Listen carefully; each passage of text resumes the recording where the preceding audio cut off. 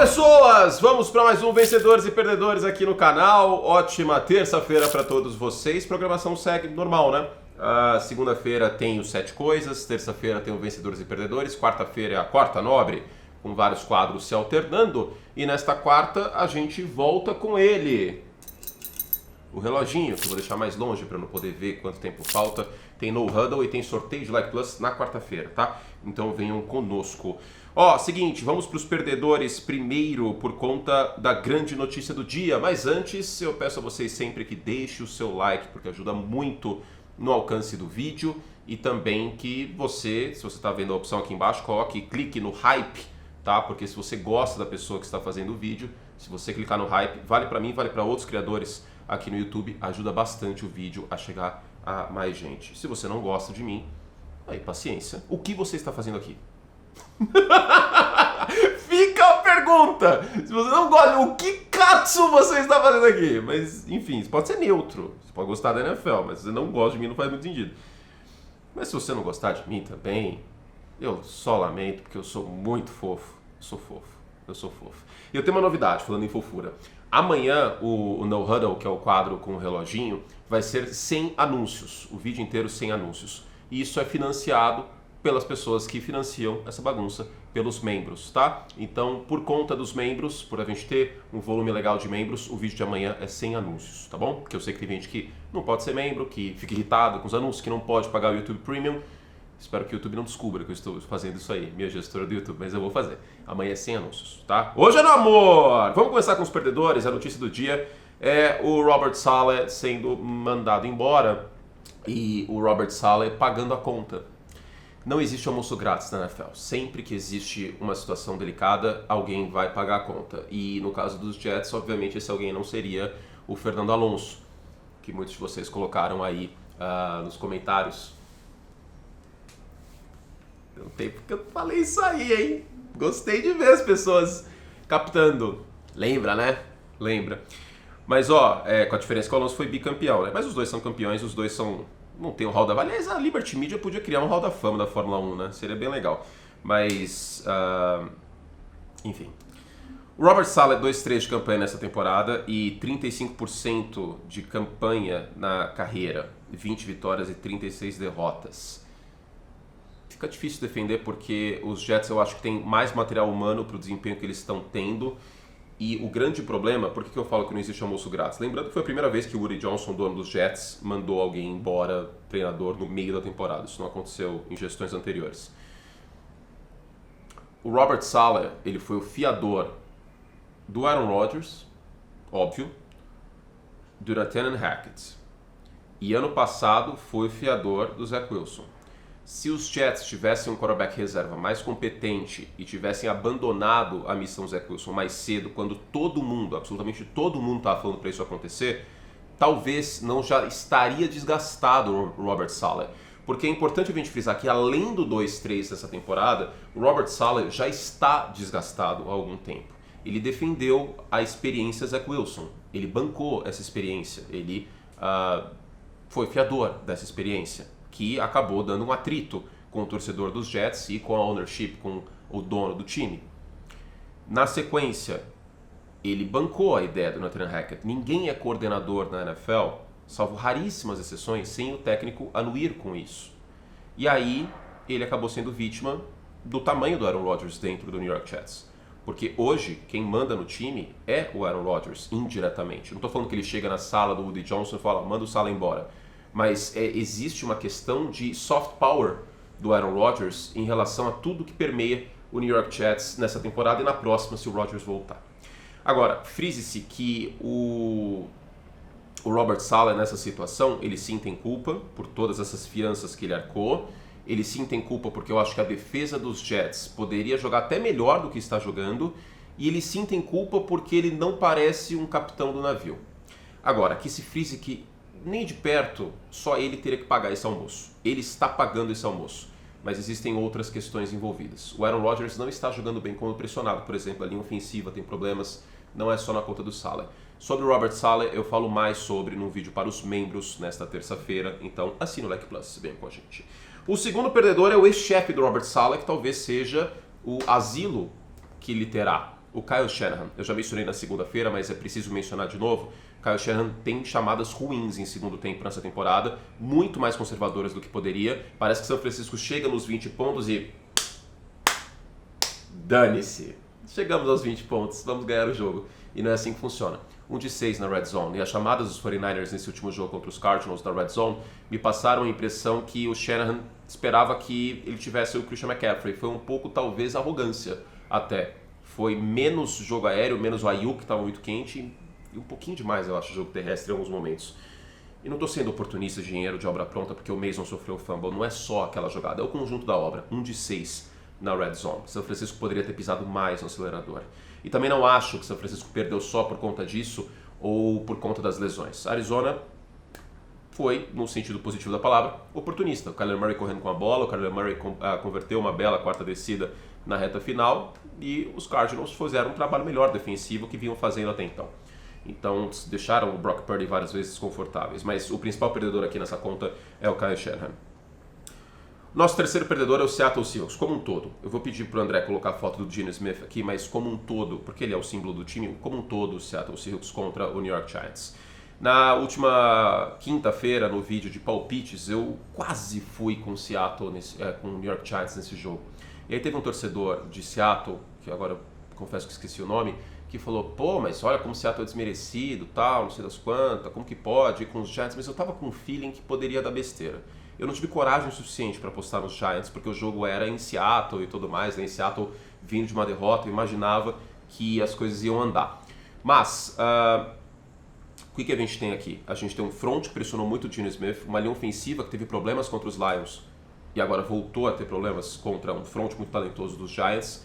E no todo, para resumir a situação, porque eu devo fazer análise desse jogo para os membros, e eu vou me estender um pouco mais, mas para resumir a situação, o que a gente teve? A gente teve um time pau mole no ataque e burocrático no ataque, e ao mesmo tempo uma defesa perdida em campo. Impressionante a quantidade de alvos abertos que os Giants tiveram. O jogo terrestre entrou, que foi uma beleza também. Voltou a ser o mesmo problema de sempre, o jogo terrestre em Seattle, e aí a falta de material humano também. Não é tudo na conta do McDonald's. Tyron Taylor, running back que começou o ano como reserva nos Giants, amassou a defesa. Na semana passada, os Lions com o Montgomery e o Gibbs amassaram essa defesa e a tendência é que, de novo, o San Francisco 49ers amasse essa defesa e aí Seattle pode ficar 3-3. Então, depois de começar 3-0, o Seattle Seahawks enfrentou ataques mais competentes. O New York Giants foi um ataque competente. Não estou falando que o Daniel Jones é um quarterback competente, mas o ataque dos Giants foi competente e ele foi competente nessa partida. Ele não é, ele foi. E aí Seattle acabou entrando em problemas. E vem São Francisco babando, não querendo ficar 2-4. Olho aí nessa situação, porque o Seattle Seahawks pode se complicar um pouquinho nessa temporada. Nosso quarto perdedor é do Buffalo Bills. Que situação maravilhosa, né? Eu usando a camiseta do Buffalo Bills, que ficou uma das mais bonitas da nossa nova coleção no Esporte América, para falar que o Josh Allen é o perdedor. Não vai vender nenhuma depois disso, mas tudo bem. André, coloca aqui embaixo, tira o negócio, coloca aqui embaixo o negócio do Esporte América, e aí eu tiro o print, mando pro pessoal lá, eles vão ficar felizes. Mas eu tenho que colocar nos perdedores, eu não posso ser mercenário a esse ponto de elogiar alguma coisa nessa situação. É curioso notar que o Buffalo Bills ganhou dos adversários mais fracos, que eu acho que é importante, você não pode se complicar contra adversários mais fracos, como alguns times estão fazendo nessa temporada. Os Bengals na semana 1, por exemplo, contra os Patriots, o exemplo maior deste ano, e em certa medida São Francisco também. Arizona e Los Angeles Rams são times mais fracos. São Francisco eles perderam. Pois bem, o Buffalo Bills venceu de quem tinha que vencer e perdeu de quem deveria ganhar. Não deveria porque eles têm um direito divino, mas de quem poderia ou deveria, que eu falo aqui, não é o could em inglês, é o should. Tipo, você tem que ganhar desses times. Você tem que ganhar desses times, porque na pós-temporada você vai enfrentar esses times. E os Bills perderam para os Ravens e perderam para os Texans. Por que eu coloco o Josh Allen aqui nos perdedores? Porque tá fazendo falta um wide receiver número 1. Contra os times mais fracos, o talento puro do Josh Allen distribuindo a bola, show de bola. Show. Contra os times mais fortes, contra essa secundária dos Texans, esse time bem treinado pelo ex-São Francisco, assim como o Robert Saleh e o DeMeco Ryans, ficou mais difícil, né? Fez falta um wide receiver 1 nesse jogo, no primeiro tempo, sobretudo. Então, eu não sei o que Buffalo vai fazer. Eu não sei nem se tem como em termos de teto salarial. Mas troca pelo Davante. Eu não sei se dá, honestamente. O time acabou de draftar um wide receiver calouro, que eu não era tão fã para essa situação de Buffalo.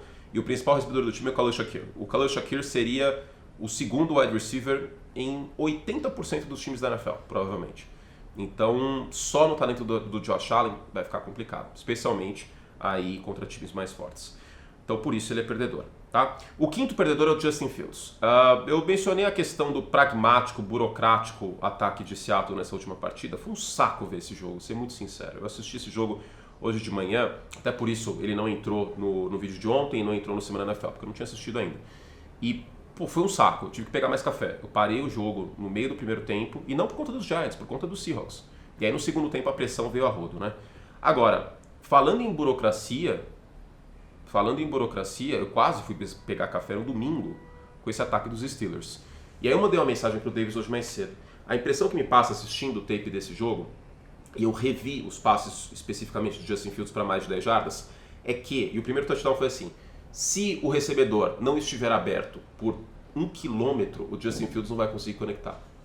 É sério. Se não for uma marcação em zona e o cara estiver aberto por 3 jardas, parece que ele tem muita dificuldade de conectar. E outra coisa, parece que quando ele vai passar a bola, em alguns passes, não em todos, mas a hesitação do Justin Fields é tamanha que, e eu já falei isso na época de Bears, tá? Reparem, parece que ele tá carregando o passe. Ele, pega a bola e ele fica... Aí ele solta a bola. Parece que, é um jogo de luta. Parece que ele tá jogando Street Fighter. Ele tá carregando o Hadouken. Põe o Ryu aí, André. Parece que ele tá carregando um golpe especial num jogo de luta, velho. Tamanha é a hesitação, muitas vezes, do Justin Fields. Nossa, meu celular tá bombando aqui, hein? O que tá acontecendo aqui?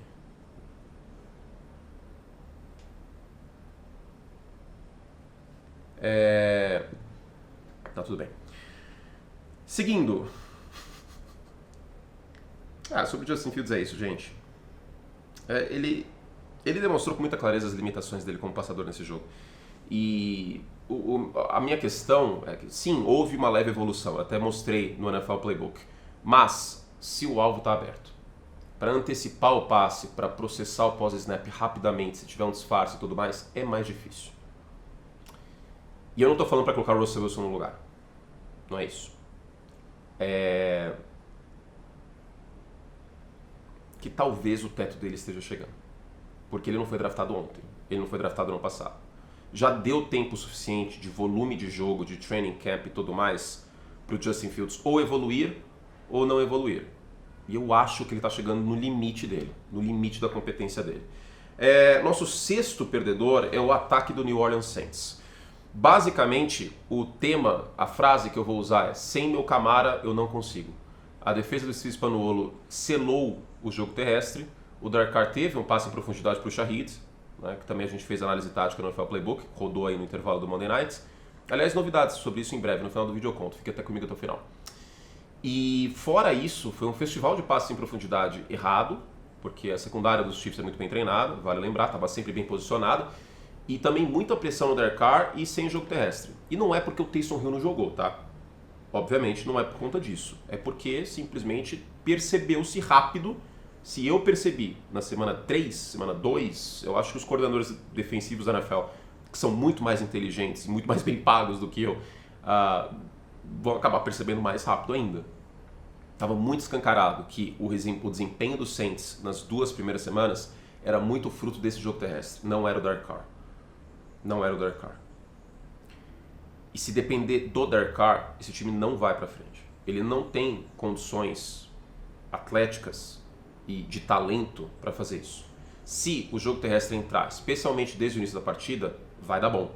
Se os Saints ficarem atrás no placar, o jogo terrestre não estiver entrando, não vai dar bom. Então, o ataque do Saints como um todo, a gente coloca o Camara aqui para ilustrar, mas o ataque do Saints como um todo é um perdedor. O Sean McVay é um perdedor porque ele vai ter que se virar. Como diria a grande Sandy, vai ter que rebolar, vai ter que rebolar, hein, Sean McVay. Mas que triste dia para o West Coast Offense, hein? O Kyle Shanahan e o Sean McVay nos perdedores. No caso do Sean McVay, eu não estou falando que as chamadas são ruins nem nada do gênero. Por que ele é um perdedor? 1-4 de campanha. A única vitória veio contra São Francisco de virada no segundo tempo. Os Rams poderiam estar 0-5 nesse início de temporada. E a questão para os Rams, e muito se fala dos lesioniners, mas para os Rams, a questão é que as lesões são muito tensas. É lesão na linha ofensiva e os dois principais wide receivers. Com o Tutu Atwell, não vai ter como. Não vai ter como. Esse ataque dos Rams hoje é Matt Stafford e Kyren Williams. E o Matt Stafford está jogando tanto no limite que os turnovers estão acontecendo. Eu passo um pouco de pano, sim, para os turnovers do Matt Stafford nas últimas semanas, porque ele está tendo que jogar no limite. E eu vi isso em Detroit. É assim que funciona o Matt Stafford. Não tem material humano também aqui com as lesões do Puka Nacua e o Cooper Kupp. Então, sem esses dois vai ficar muito difícil para os Rams. Então, 1-4 de campanha. E eu, honestamente, acho que essa volta à pós-temporada que aconteceu no passado vai ficar bem mais difícil. E outra coisa, a defesa dos Rams é mole. Sim, o Aaron Donald está fazendo falta. Porque as pressões que o Aaron Donald fazia, que era coisa de pelo menos 40 por ano, elas poderiam ajudar essa secundária, que é frágil. O oitavo perdedor é o Joe Burrow, também com 1-4 de campanha. O Joe Burrow fez 3 grandes partidas nas últimas 3 semanas. O Joe Burrow jogou muito contra os Commanders. Talvez na Red Zone, nem tanto, tal, mas jogou muito. O Burrow jogou bem contra a Carolina, tirando a interceptação. E o Burrow jogou muito bem contra os Ravens. Discutivelmente, um dos melhores quarterbacks dessa última semana. Sim, o John Martinez jogou pra cacete também, mas o Burrow foi fundamental. A questão é a seguinte. O Joe Burrow vive, como eu mencionei uma frase do diretor do Liga, o Andrei, o Joe Burrow vive um momento de Drew Brees na época que a defesa do Saints era uma bomba. Você vai passar para 5.000 jardas, não sei se vai ser o caso que ele vai chegar a 5.000, mas você vai passar para 5.000 jardas e você não vai para os playoffs. Ou vai ficar difícil ir para os playoffs. 5% dos times que começaram 1-4 foram para a pós-temporada. É possível? É, mas não do jeito que está jogando. No ano passado, o Buffalo Bills teve uma mudança. A defesa defendeu melhor a corrida. O jogo terrestre com James Cook apareceu mais. O Stephon Diggs foi menos utilizado para o resto aparecer um pouquinho mais. E principalmente, mudou de coordenador do Ken Dorsey para o Joe Brady. Em Cincinnati, o fato novo será necessário. A secundária vai ter que jogar melhor. Se a secundária continuar jogando como jogou no segundo tempo desse último jogo, como jogou contra os Commanders, não vai ter Joe Burrow que salve. Não vai ter Joe Burrow que dê jeito. Não adianta nada você ser o melhor advogado do mundo, sendo que o seu réu é confesso. Basicamente, hoje, os Bengals são um réu confesso. E o réu aqui é a defesa, é a secundária. Cam Taylor-Britt é ruim. E os dois safeties, que eu tinha uma boa expectativa, não estão jogando bem. Então, o Joe Burrow sai como perdedor de tudo isso, porque ele é um quarterback talentoso, ele está jogando bem nas últimas 3 semanas, mas o time está 1-4. E agora eu quero ver o que vai acontecer. Se os Bengals perderem as 2 próximas partidas contra Giants e Cleveland, Giants e Browns, esquece. 1-6, esquece.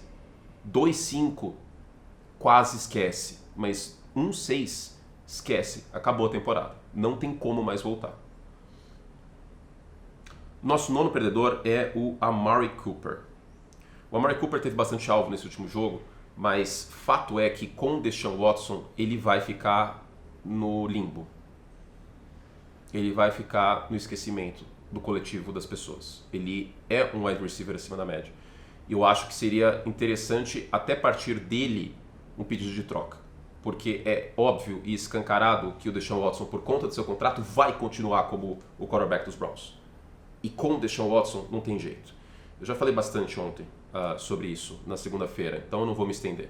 Agora, o Amari Cooper nessa situação toda, poderia até colocar a defesa dos Browns, mas o Amari Cooper nessa situação toda é um perdedor. Não tem como, porque ele é o wide receiver, ele depende do quarterback.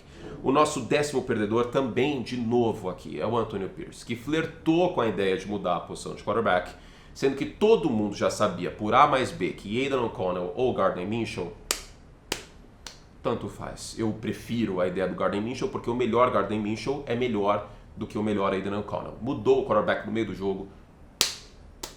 Não tem como. O Antonio Pierce hoje é uma eleição de representante de sala da 5ª série que o cara mais zoeiro da sala ganha a eleição porque os amigos bancaram essa ideia. No caso, os amigos que bancaram essa ideia é o Max Crosby. Não tem condições dele ser head coach na NFL. Ele não tem maturidade para ser head coach na NFL. Ele não tem. Isso aos poucos, paulatinamente, foi evidenciado. Houve um salto de produção por 2 motivos. Primeiro, motivação ele vai trazer. Isso é óbvio. Segundo, quem era o ex-treinador? Era o Josh McDaniels. Então qualquer coisa é melhor para um vestiário do que o Josh McDaniels. Qualquer coisa. Se colocar você que está assistindo, eu que estou aqui, no lugar do Josh McDaniels, o vestiário vai vibrar e literalmente acender charuto. Agora, isso não se sustenta. Samba, pagode e mocassim não se sustenta como trabalho na NFL no longo prazo. Churrasco não se sustenta. Não tem como. Só motivação em 2024 não dá. Isso funciona em 1953 na NFL. Em 2024 não tem como. Os Raiders precisam de um técnico maduro e o Anthony Pierce não é o caso. Então, mais uma vez, saem os perdedores e eu já estou ansioso para ver qual vai ser a próxima declaração idiota que ele vai dar. Declaração idiota, não tem outra palavra. Como que ele vai colocar o Davante Adams embaixo do busão nessa próxima semana aí? O que vai acontecer? Eles vão trocar o Davante Adams, a qualquer momento isso pode acontecer, diga-se. E aí ele, em vez de seguir em frente, virar a página, o que ele vai fazer? Vai ficar provocando o Davante Adams. Pode ter certeza que existe uma chance disso acontecer. Vai trocar o Davante Adams, aí no primeiro jogo ruim do Davante Adams, ele, tá vendo aí, ó, por isso que a gente trocou ele. Tenho certeza que isso vai acontecer, porque a falta de maturidade no Anthony Pierce é desse tamanho. A 11ª perdedora é a previsibilidade. Eu fui 7-7 nessa última semana e tá muito difícil de palpitar na NFL. Muito mesmo. A quantidade de jogos com resultado imprevisível nessas primeiras semanas, e é normal na primeira e na segunda semana que isso aconteça. Na semana 5, pouquíssimas pessoas imaginavam que a Arizona ia vencer São Francisco, que o New York Giants ia vencer Seattle. Se eu tivesse palpitado na quinta-feira que os Cardinals venceriam os 49ers e que os Giants venceriam os Seahawks, ia haver um motim aqui embaixo nos comentários. Só que aconteceu. A imprevisibilidade está impressionante na NFL neste ano. Para vocês terem ideia, o Minnesota Vikings ser o último invicto da Conferência Nacional pagava 75-1 nas bolsas de apostas dos Estados Unidos. 75-1. E aconteceu. Com mérito de Minnesota, claro, né? Do Darnold e da defesa, sobretudo. Mas a previsibilidade está incrível. E o nosso último perdedor é você que abandonar a NFL em outubro. Isso vai acontecer, é normal. Eu estava conversando com o Davis hoje mais cedo, conversei com o Nardini, conversei com a produção da ESPN. É um processo normal que, passada a euforia da volta da NFL, até porque a gente fica 6 meses sem futebol americano, na virada de setembro para outubro, os números costumam cair. Os números de audiência dos jogos, os números de views aqui embaixo, os números de membros, tudo dá uma caída. Porque muita gente torce para um determinado time, acompanha só esse determinado time, não tem como controlar isso. Eu até postei hoje mais cedo, fiz um textão, dizendo que a NFL é uma liga de times e que eu sempre vi dessa forma, até porque se eu acompanhar só os Bears dos últimos anos, né, mesmo quando eu não trabalhava com isso ia ser bem difícil, mas eu sempre enxerguei a NFL dessa forma, né? Eu tenho carinho pelo meu time, curto CPF, mas como vocês podem ver aqui pelo cenário, eu tenho um carinho pela NFL. E eu acho que isso que é legal, né? A diferença da NFL para o futebol aqui no Brasil, mas também para o beisebol nos Estados Unidos. O fã de beisebol nos Estados Unidos, ele acompanha basicamente o seu time, ele não acompanha os outros, como acontece aqui muito no futebol. Eu acompanho o São Paulo, prioritariamente. Raramente eu vejo jogo de outro time. Mas na NFL não. E naturalmente, com o desempenho de alguns times um pouco abaixo, algumas pessoas vão largando. E eu não vou ficar cagando regra aqui. Cada um faz o que quiser. Mas você vai ser um perdedor se você abandonar a NFL nesta temporada em outubro, porque tá legal demais. Como diria Luiz Carlos Júnior, uou, tá legal demais! Não sei imitar ele, mas ele é ótimo, é muito bom. Inclusive narrou o Super Bowl, hein? Broncos e Falcons, ele narrou esse jogo. Será que ele assiste o canal? Façam chegar um abraço a Luiz Carlos Júnior, sou fã. Mas ó, quem largar a NFL agora, em outubro, depois de 5 semanas, vai perder uma grande temporada. Tá muito bacana. A gente tem tantas histórias, eu vou usar esse final dos perdedores para falar sobre isso. Vocês acharam que eu ia chorar, né? Eu tô tão chorão que provavelmente essa coçada no olho que eu dei, que a gente quer, o Kurt vai chorar já de novo. Não, chega, né? Eu chorei bastante no jogo no Brasil. Mas quem largar a NFL nesse momento da temporada, olha quantas histórias a gente tem. A gente tem os Chiefs invictos, mas o Mahomes não tá jogando como o Mahomes que a gente espera. A gente tem o Josh Allen sem o wide receiver número 1. A gente tem o Lamar Jackson passando muito bem a bola e pode ser de novo MVP. A gente tem os Bengals 1-4 precisando se recuperar. A gente tem os 49ers favoritos na NFC antes da temporada com campanha negativa. A gente tem o Jordan Love, que não está jogando como no final da temporada passada, e sobretudo pelas interceptações, mas eu acho que isso vai melhorar. Os Vikings 5-0, a gente tem Bo Nix, Caleb Williams e Jaden Daniels, 3 calouros, quarterbacks com campanha positiva depois de 5 jogos. Eu poderia ficar até amanhã listando aqui histórias interessantes para a gente acompanhar nessa reta final aí de outubro, sobretudo. Né? E ainda tem as trocas, o Davante Adams, outras podem acontecer. Então, não abandone, porque esse ano tá do cacete. Agora vamos para os vencedores. Seguindo, vamos nessa, vamos para os winners. Ó, eu não sou um vencedor porque são 1h35, eu não almocei ainda, hein? Vou almoçar arroz, feijão e um franguinho empanado. O primeiro vencedor é lá maravilhoso, Lamar Jackson. Como eu destaquei algumas vezes ao longo da semana, no Semana NFL, falei na transmissão também, a defesa dos Bengals desafiou Lamar Jackson a passar a bola no segundo tempo. Até porque no primeiro tempo ele teve alguns erros de precisão. E a gente tinha a impressão, e eu tinha a impressão, tenho a impressão muitas vezes, que o Lamar Jackson ele não está passando a bola no mesmo patamar do Josh Allen, por exemplo. Mas eu acho que o jogo eficiente, porque assim, vamos lá. Se for pegar só box score, a quantidade de jardas que o Lamar teve contra os Bills, parece que não foi um grande jogo. Agora, vendo, foi um puta jogo. Ele foi extremamente eficiente. E é isso que é ser um quarterback. O rótulo Game Manager muitas vezes é usado de maneira pejorativa, mas Game Manager não é um rótulo, é uma necessidade para um quarterback.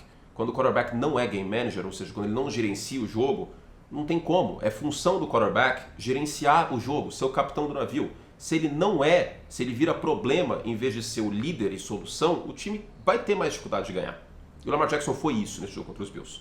E aí no segundo tempo contra os Bengals, um festival de blitz, o Lua Narumo desafiou o Todd Monken, coordenador ofensivo dos Ravens, e também o Lamar Jackson, na medida que ele falou, olha, a gente não acredita que você vai conseguir passar bem a bola. Então por isso a gente está fazendo uma coisa muito simples e básica, está socando blitz em você e selando o jogo terrestre. Você consegue? E ele sim, conseguiu. Foi um jogo simplesmente espetacular do Lamar Jackson. Foi um jogo de elite. Se vocês gostarem desse adjetivo, que eu sei que vocês gostam muito. Foi um jogo de elite. E eu vou fazer prateleiras de quarterbacks, que esse é um tema que vocês gostam muito, é um tema que sempre dá views aqui, é um tema que é de interesse público do fã de NFL, na semana 12. Eu vou esperar 12 semanas. Mas eu vou antecipar uma coisa. Depois desse jogo, com o impacto que esse jogo tinha, com o que foi exigido do Lamar Jackson, ele entregou muito mais, vídeo aquele passe de touchdown pro meu primo, pro Likely, fica muito difícil não colocar Josh Allen, Joe Burrow e Lamar Jackson na mesma prateleira. Fica muito difícil não ser esse o caso. E tem uma outra coisa. No beisebol, aliás, eu não estou conseguindo fazer conteúdo de beisebol porque eu não estou conseguindo. Não estou conseguindo, de maneira de saúde mesmo, não estou conseguindo, peço desculpas. Felizmente é o caso. Eu estou com um programa novo agora no NFL Playbook, enfim, as demandas estão uma loucura. No beisebol, existiu-se sempre o estigma de que o bom jogador é o que tinha bom aproveitamento rebatendo. E os walks, muitas vezes, eles eram ignorados. E agora eu vou fazer essa pauta ecumênica aqui. Na NFL, durante décadas e décadas, umas 2 décadas e meia, a virtude do quarterback correr com a bola, ela sempre foi usada de maneira pejorativa. E frise-se, por mim também, há uns 7, 8 anos. Eu detestava quarterback que corria. Mas o que eu não sabia, porque eu era muito mais jovem, imaturo e burro, é que não é que eu detestava o quarterback que corria. O que eu não gostava, na verdade, e eu não sabia expressar isso, por imaturidade e burrice, é que o quarterback só corresse, em vez de correr e passar minimamente, razoavelmente bem para ser um quarterback titular na NFL. O meu problema na época, eu não consegui expressar isso, e eu continuo com esse problema, tá? O quarterback só correr com a bola, ser um atleta e não um quarterback passando, continuo tendo problemas, o que não é o caso do Lamar Jackson, óbvio. Mas o quarterback só corre com a bola e não passa, eu continuo tendo problemas. É isso que eu não gosto. É isso que eu não gosto. Da mesma medida que o quarterback estático no pocket, que não tem nenhum tipo de mobilidade, ele também virou um problema na NFL atual. Porque as defesas estão muito mais atléticas, estão muito mais complexas. o pass rush está cada vez mais eficiente, então ele precisa ter essa mobilidade. Mesmo os quarterbacks que não são tão rápidos e ágeis como, por exemplo, o CJ Stroud, ele precisa ter um mínimo de mobilidade que antigamente não era exigido. E o CJ Stroud é um passador de pockets, ele não é o Lamar, ele não é o Justin Fields, ele não é o Fran Tarkenton, enfim, o Steve Young, mas ele precisa ter mobilidade. Então os extremos são os problemas aqui. E aí, o walk da NFL, né, chegar em base por base on balls, 4 bolas do arremessador e chegar em base assim, em vez de colocar a bola em jogo e ter uma rebatida, ele foi subestimado durante muito tempo. Vamos ser franco, o Lamar Jackson não é um passador do nível do Patrick Mahomes, certo? Mas no agregado, considerando a temporada passada e esta temporada, ele está entregando um nível de quarterback de elite. Ele está, porque a gente tem que considerar o agregado. A gente tem que considerar o agregado. Eu pensei muito sobre isso nessa semana. Dirigindo, tomando banho, acordando, eu pensava nisso. Eu literalmente penso na NFL o dia inteiro, uma coisa até problemática, talvez. E eu pensei nisso essa semana. Eu falei, é importante mencionar e falar, e por isso também o Lamar Jackson é a capa desse vídeo. Então vamos ver as próximas semanas. Claro, tem a questão da pós-temporada. O desempenho do Lamar Jackson em pós-temporada, no agregado, seja como você quiser enxergar, passando, correndo, dando pirueta, mas no agregado não é ainda o que se espera de um quarterback de elite. Certo? Certo. Mas vamos olhar essa situação com carinho. O nosso segundo vencedor é o Adam Peters. Não coloca imagem ainda não, André. Quem caios é Adam Peters? Eu inventei esse nome.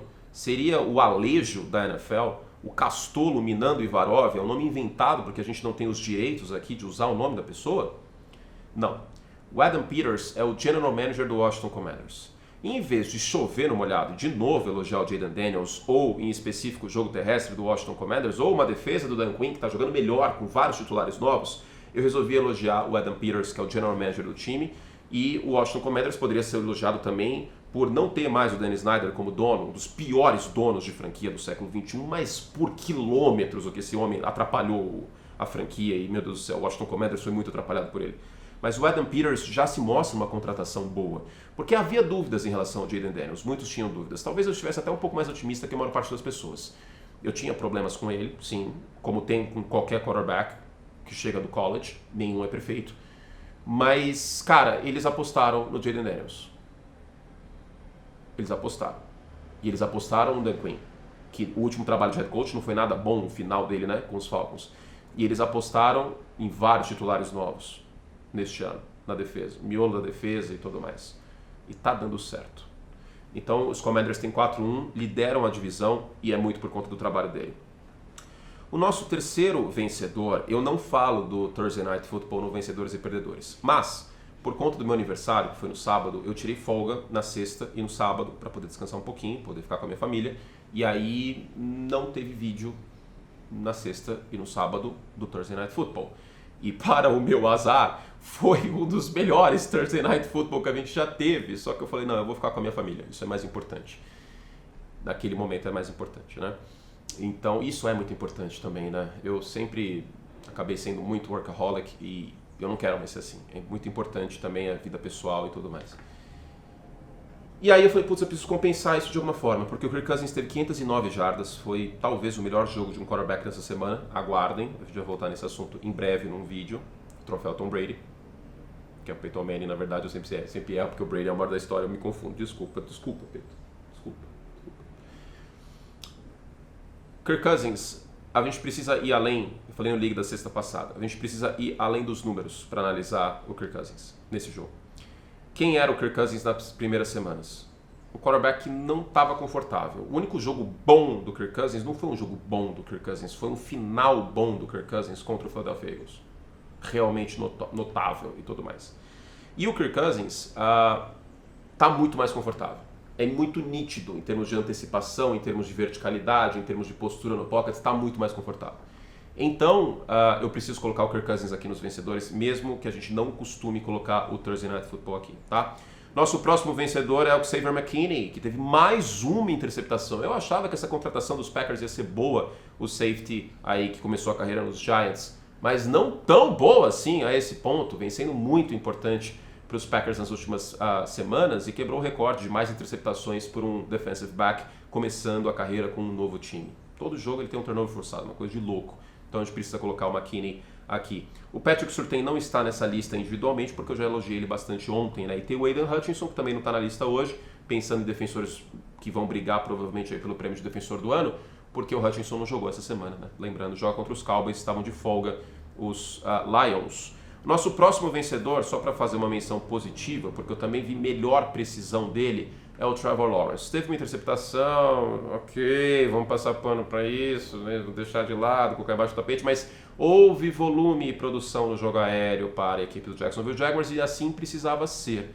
Sobretudo porque a secundária dos Colts não bota medo em ninguém, né? Então esse era o jogo para isso acontecer. Em casa, contra a secundária dos Colts, o Tank Bigsby fez um grande jogo também, o running back poderia estar aqui nos vencedores, mas o Trevor Lawrence precisa de uma menção mais que honrosa, que finalmente mostrou um jogo que a gente espera que ele tenha nessa temporada, especialmente em jardas aí. Nosso sexto vencedor poderia ser o Tyrone Tracy, poderia ser o Daniel Jones, mas eu vou colocar o Brian Daboll. O Brian Daboll, para muitos pode ser uma surpresa, até porque ele fez um bom trabalho com os Giants em 2022, colocou o Daniel Jones na bicicleta de rodinha para ele não cair com turnovers, o time foi para os playoffs, chegou até a semifinal de conferência e foi estraçalhado pelo Philadelphia Eagles, que era muito mais time e tinha muito mais quarterback. Aquele foi o limite de competência do Daniel Jones e do próprio New York Giants. E frise-se que a reta final da temporada dos Giants não foi tão boa assim, sobretudo porque o Saquon Barkley perdeu produção. Pois bem, o Brian Daboll, ele é um técnico em xeque ainda neste momento. Não só o Daniel Jones pode pagar a conta nessa próxima temporada, mas o Brian Daboll também. O New York Giants não é um dos 4 piores times da NFL. Aliás, eu preciso fazer prateleiras de times, eu farei em breve, tá? Nas próximas semanas, acho que na semana 6 eu vou fazer. Semana 6 prateleiras de time, semana 12 prateleiras de quarterback, semana 14 prateleiras de time. Eu acho que é justo. Então aguardem que a gente vai ter. Power Ranking eu acho que eu não vou fazer esse ano, porque é um formato que está um pouco desgastado também. Eu quero dar um refresco para esse formato, talvez voltar ano que vem. E o Brian Daboll está em xeque. E os Giants ainda podem ter campanha negativa. Mas está mais digno do que o esperado, sobretudo se tem céu de brigadeiro. Né? O problema são os jogos um pouco mais nublados, vamos dizer assim. Né? Aí a coisa complica.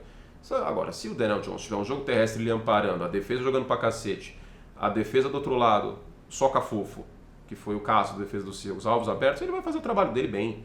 Teve 2 passes bem bonitos, inclusive, o Daniel Jones no segundo tempo nessa partida. Teve um pro Slayton, se não me engano, no perímetro, o outro foi uma rota cruzando o campo. Agora eu me esqueci para quem foi esse passe. Eu tô vendo a jogada na minha cabeça, esqueci para quem. Depois eu desculpo. Mas, sim, o Daniel Jones fez um jogo digno, mas eu vou dar o Brian Daboll aqui como vencedor, porque isso dá uma aliviada na batata quente dele, tá? Ih. Vai dos Cubs mesmo. Não tem problema, é Chicago também. Eu não sei onde tá o boné. Eu não sei onde tá, tudo bem. Vamos lá, para combinar aqui com a camisa azul. Caleb Williams! Momento CPF. Só que não é momento CPF, é momento CNPJ. Depois a gente volta com o momento CPF, é momento CNPJ. Caleb Williams teve disparado o melhor jogo dele nessa temporada. Mais preciso, mais confiante, soltando a bola mais rápido, com uma sintonia melhor com o DJ Moore, muito melhor em passes para mais de 15 jardas, queimando blitzes, e eu sei que foi contra o Carolina Panthers. Mas o Caleb Williams da semana 1 teria se complicado contra o Carolina Panthers. Eu sei também que o jogo terrestre ajudou e que a defesa dos Bears pressionou bastante o Andy Dalton. Mas o Caleb Williams da semana 1 e da semana 2 teria se complicado contra os Panthers. Então é muito nítido que houve uma evolução. Que as janelas que estavam lá, ele aproveitou. Isso é mérito dele. O Caleb Williams é um na semana 1, outro na semana 2, outro na semana 3, outro na semana 4, outro na semana 5. Desde o segundo tempo contra os Colts, eu estou vendo o Caleb Williams mais confortável e melhor. E mais perto do Caleb hipotético, que não vai acontecer nessa temporada, mas mais perto do seu potencial do que a gente estava vendo. Então, nosso glorioso Caleb Williams teve o melhor jogo dele na temporada. E eu sei que foi contra os Panthers, mas ele merece aqui um destaque. O nosso oitavo vencedor é o Steve Spagnuolo. Os Chiefs estão 5-0 por conta da defesa. Para mim isso é inegável. E acho que o Mahomes fez um jogo limpo ontem, Travis Kelce apareceu bastante, o próprio Juju também, Kareem Hunt, enfim. Mas é a defesa dos Chiefs que está ganhando esses jogos. É a defesa dos Chiefs que fez um grande trabalho no geral contra os Ravens na semana 1. Sim, faltou o Isaiah Likely calçar 39 em vez do tamanho do pé que ele tem, ok, mas a defesa fez um trabalho muito bom naquela partida, considerando o talento do Lamar Jackson. É a defesa dos Chiefs que jogou muito bem na semana passada, a defesa dos Chiefs que jogou bem agora de novo, que pressionou o Derek Carr, que teve uma jogada ruim só, que foi ser queimado em profundidade pelo Shaheed, que nessa altura do campeonato vai acontecer quase em todas as defesas da NFL. Mas conseguiu limitar o Alvin Kamara e pressionar o Derek Carr, que era o principal. Então eu vou ter que colocar o Spanuolo aqui. Essa dinastia dos Chiefs daqui 50 anos, todo mundo vai lembrar do Mahomes, todo mundo vai lembrar do Andy Reid, todo mundo vai lembrar do Travis Kelce, mas eu vou fazer questão de fazer as pessoas lembrarem do Steve Spanuolo, lembrarem da defesa dos Chiefs também. Nosso nono vencedor em meio a um jogo terrestre tão ruim que estava tendo o Dallas Cowboys essa temporada, e aos poucos ele vai aparecendo mais. 20 carregadas do Rico Dowdle. Se você tem o Ezekiel Elliott no Fantasy, alerta, tá? 20 carregadas do Rico Dowdle, 87 jardas, 4.4 por carregada. Não é um número excepcional, 4.4. Mas te falar que se não fosse esse jogo terrestre, em meio aos turnovers que os Cowboys tiveram na partida, talvez a situação teria sido mais delicada. Talvez mais campanhas teriam morrido prematuramente. O Rico Dowdle emergiu como alternativa no jogo terrestre dos Cowboys. Ainda não é aquela Coca-Cola com gelo, aquela Coca-KS, né? Põe a Coca-KS aí, que não tá me patrocinando. Não tem problema. Mas é melhor do que estava tendo. Então eu vou colocar ele nos vencedores. O nosso 10º vencedor, em situação ainda pendente, é o torcedor dos Patriots, que eu já mencionei na segunda e vou mencionar brevemente agora. Porque o Jacoby Brissett é inassistível como quarterback. É lento, não passa em profundidade. Assim, o Jacoby Brissett, assistir ele como quarterback nesse momento, é assistir um Uno 1.0 disputando a NASCAR. Não dá. Então, com pelo menos a possibilidade de ter o Drake May, que é o futuro do time, obviamente, eu acho que o torcedor dos Patriots tem um respiro nessa semana. Nosso 11º vencedor é o Brian Flores, porque a defesa dos Vikings mandou blitz a todo momento. Não foi por conta da blitz, que jogou bem essa defesa, mas foi por conta da secundária bem posicionada de novo. Especialmente.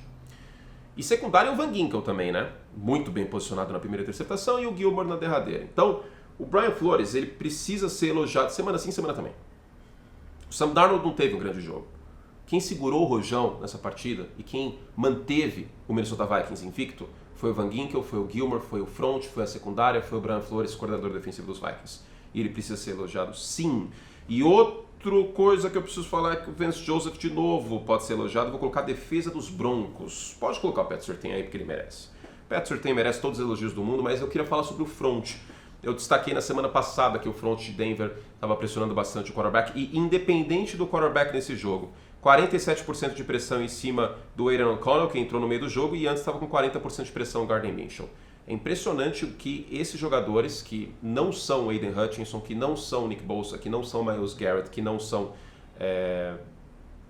Micah Parsons, que não são TJ Watts, o que eles estão... Max Crosby também, acho que merece estar nessa lista, o que eles estão fazendo com os quarterbacks adversários. A pressão por parte da defesa dos Broncos é impressionante, isso ajuda ainda mais o Patrick Surtain. E um bônus, o nosso 13º vencedor é o Tom. Sim, meu gato, que eu não sei onde está nesse momento, porque o Tom ganhou uma esposa, a Shiv. Eu não posso mostrar ela ainda, porque ela está bem frágilzinha ainda, está com 2 meses. Adotamos a Shiv. Em breve teremos Shiv Pics e ela fará parte aqui do canal também. Então, independente se você gosta de cachorro, de gato, de passarinho, de lagarto, tenha um pet, ou 2, que é sempre algo legal. Então, Shiv foi adotada e agora ela estará aqui conosco em breve. Muito fofa a Shiv, né? E para quem não pegou a referência, a Shiv e o Tom fazem parte de Succession. E eu não vou dar spoilers, mas é isso. Fizemos todo o estrago que podíamos. Um beijo carinhoso. Tem análise de Giants e Seahawks para os membros. E tem também mais sobre o Robert Saleh, mandado embora para o New York Jets, e mais um vídeo para os membros. Se você quer mais conteúdo, assina o Like Plus. E graças aos membros, o nosso próximo vídeo aberto, o No Huddle, será sem anúncios. Então considere assinar aqui o nosso canal na modalidade membro para apoiar o nosso conteúdo e termos ainda mais vídeos, quem sabe, no futuro também sem anúncios para todo mundo. Beijo carinhoso, até a próxima. Tchau.